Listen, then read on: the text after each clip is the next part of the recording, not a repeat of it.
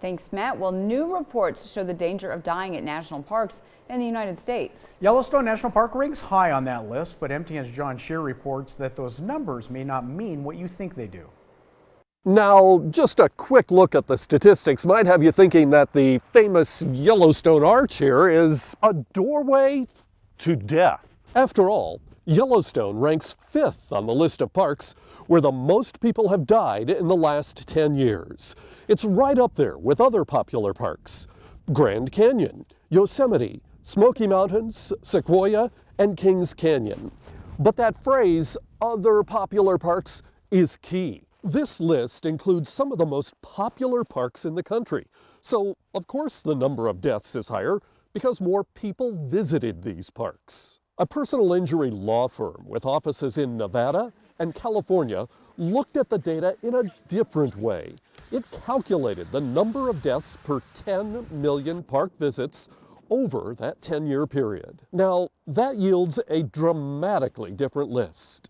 None of the parks on the top 5 list even appear in the top 10 when you ask not whether people died, but the likelihood of dying. Here's a map that shows the difference. The bigger the bubble, the higher the likelihood of death at a park. Notice the small bubble for Yellowstone? It works out to about 12 deaths per capita.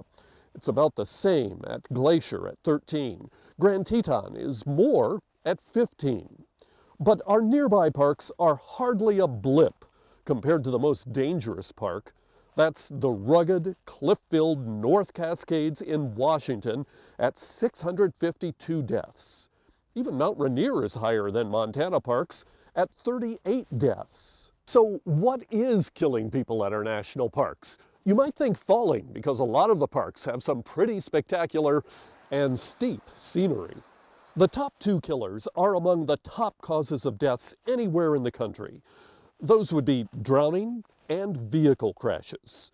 Undetermined causes, and here it finally appears, falls come next, followed by natural death.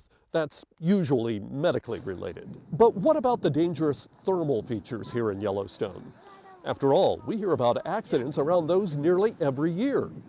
Well, that's true, but the numbers are so low that it doesn't even show up in the lists.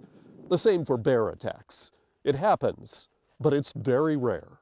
Now, here at park headquarters, rangers tell me that doesn't mean you should throw all caution to the wind, but it also doesn't mean you should flee in terror.